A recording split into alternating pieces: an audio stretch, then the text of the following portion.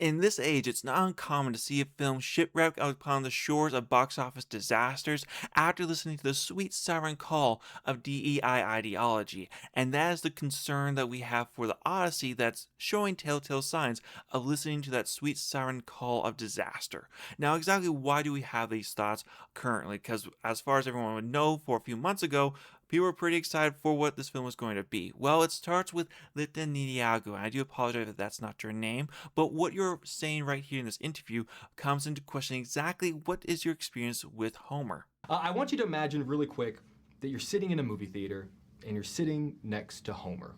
And between the two of you sits Homer. And let's say he speaks English, let's say he understands what movies are, and you watch The Odyssey. When it's over, you can lean over and go, okay, cool, what'd you think about how I did this? Right. What is an aspect of your performance that you'd love to get his thoughts on? I'd be like, so Homer, how do you feel about the screen time given to these women, considering how little you spent with them? Okay. And then do you lean forward and look at him like that? Yes, like, remember us? Now, I completely understand if you don't know Homer in depthly, but to go ahead and say Homer didn't experience any time with women or didn't spend any time with these female characters is just a bold-faced lie. The main character, Odysseus' main reason to getting home is to be with his wife, Penelope, who has to fence off suitors who are just claiming her hand and wanting to marry her, and she has to have a delicate balance of playing them against each other and making sure that none of them have an upper hand, so she falls into their clutches.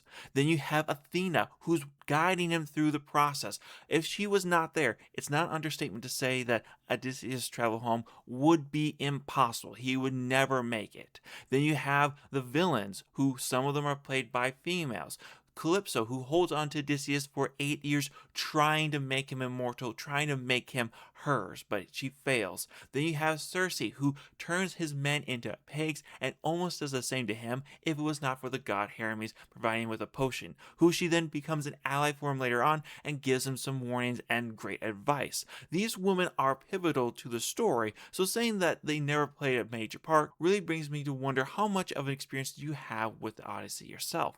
But not to be too harsh on her, she's not the only one who has knowledge lacking in the Odyssey. You then have Zendaya, who is an American born and raised actress who should know the story of the Odyssey. You are an actress. You should have at least had some understanding of what this poem was, what these characters are. Like, what are they even teaching in art school? Like, I'm not an art major, but I even know what that story is from my days in school. Like, how is this not something you know? Like, yes, I get that you're coming out and saying that from pop culture, you have some information about the Odyssey, which is great, but what about your wider understanding about this? Why is this not something that's critically talked, since we're talking about this poem from 3,000 years ago that has impacted the West so significantly?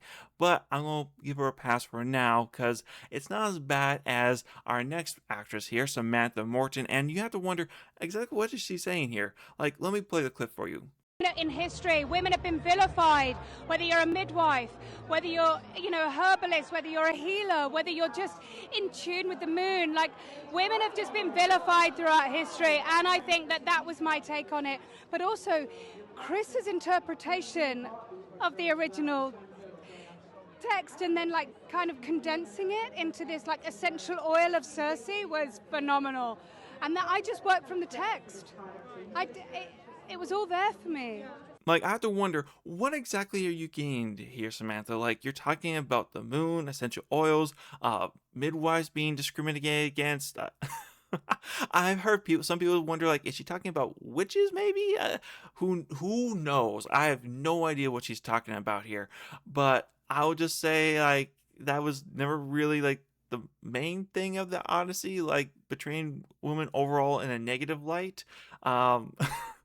If you guys can help me out with, I just don't understand exactly what's going on here. And unfortunately, the male actors don't help you a whole lot here either. Now, you do have Tom Holland, who is great. He's made some good talking points. Man's doing okay there. But Matt Damon, who the film is carrying right now, comes out with this generic statement here. It's an amazing role. It's the best role I've ever had a chance to play, in the sense that it's just, it's foundational to Western literature, and it's surviving 3,000 years later. This because he's so complex and unmistakably human, and you know, he gets some things wrong. He's you know, he can be angry, he can be proud, he can be silly, he can be all of these things.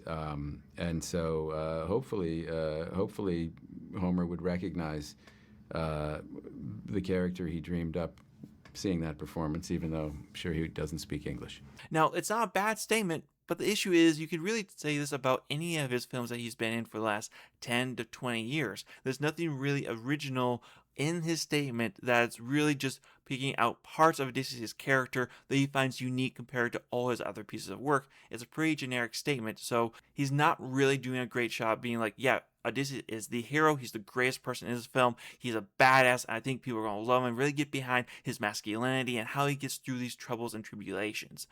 At least that's how I'm reading it. If you guys can correct me down in the comment section below, I'd greatly appreciate it. But I'm just not seeing that from Matt Damon's interviews. But it's possible I've missed something, so let me know down in the comment section below. You then have Travis Scott and that whole controversy with Nolan wanting him to be in here because he's supposed to have that oral tradition of where stories are told orally, and rap is a reminiscence of that. I guess okay. It just doesn't really fit with the time stream, but okay, fine. You do you, Nolan. I'm curious to see how well this works out. I'm hesitant to say it'll work, but we'll have to wait and see exactly how this plays out. Another major part that a lot of people are getting on is the armor itself, the aesthetics. People are pointing out like this doesn't look like what the Greeks would actually wear. This isn't what we've come to expect. Even if you go back and use the armor of Troy, which would be better than this armor. So that's part of it that people are playing against. But really, that's not going to be affecting, I think, the box office too much. Like, yes, the hardcore Greek fans will, but let's just be honest here. If you're a fan of historical Greek, you're kind of a small fandom. So I don't know if you guys are going there is going to move the needle all that much. What will move the needle, in my personal opinion, is a tone of speech that Nolan has by making it more modern, by changing it from the previous way it was spoken to more of a modern day with this clip from Robert Pattinson that I think does a good job displaying exactly the issues that some people would have with this film. My dad is coming home. You're pining for a daddy you didn't even know. Like some sniveling bastard. Now, if he's speaking like that, I'm sorry, just kind of cringy. I hope it's not like that all the way throughout the film, but it does give you a sense like, okay, this is a historical film. Can't you just have them speaking a bit more historically? Because the way that people speak nowadays, it's not necessarily the best, man. Like, come on, give us the bone here to work with if you don't mind. So there's a lot of factors that play into this. Now, will this matter overall? How much is the general audience paying attention to what's going on, to these articles, to these trailers, to what is being put out there by the press? I'm going to be honest with you folks, I don't think it's going to affect it all that much. There will be an effect, but I don't think it's going to affect it too much. Even though this trailer has been marked down to 681,000 downvotes, compared to what is 73,000 upvotes, I still don't think it's going to have too much of an impact because it's Christopher Nolan. Look at his rap sheet. He has an amazing rap sheet behind him. So as far as everyone's concerned, hey, that's the guy who made Oppenheimer. Oh, the man who made the Batman trilogy? Hey, he's the man who was beside Inception. You might have some people that'll be like, didn't he make Tenet though? Maybe, but not a whole lot of people saw Tenet. It still made money for 132 million or whatever that price tag actually was is nothing to sneeze at. So it still made a good amount of money during the time of COVID. And you're still going to have people coming out who remember the last film, Oppenheimer. So presumably it's going to have an easy time getting to 500 million. Maybe it'll be able to get to 700 million easily as well. The real question is, what can it go after that? Because how much is the story been changed from the focus on Homer's story and the focus changing to Emily Wilson's female-centric story that Christopher Nolan has used as a basis for his production here? That's what we have to beg the question of, exactly how much is changing here. Because if he keeps Odysseus as the main center force, as the hero, as the person like, yeah, he's the badass, we want to be Odysseus, okay, the film's going to do great. However, if you have him being talked down by women, if you have him being degraded, if you have him losing his masculinity to the more feminine in this film, that is going to affect your box office. Because make no mistake, this is a film for guys. Yes, girls may come see it, but this is a guy's film. So make sure you're portraying this to your audience properly, Nolan, is the only thing I have to say. Regardless, this film does need to make around, 700 million to 800 million to break even. So hopefully it can make there, but we don't know until we actually see the results. So I want to hear what you guys' thoughts are about this movie down below. Do you think this has a great success rate? Do you think it's going to have failure? Do you think Nolan's doomed? Do you think he's gone full on woke at this point in time? Or do you think it's just a bunch of hullabaloo that will be forgot about as soon as this film comes out? And don't forget, 2 weeks later, you then have the new Spider-Man movie, which will then be competing for the same audience. If this is an amazing story where it's a must-see, a century of film go see, Spider-Man's going to eat his lunch. But I want to hear what you guys' thoughts are down below. Leave a like if you liked the video, leave a dislike if you did not, and don't forget to subscribe. I'll catch you later. Bye for now.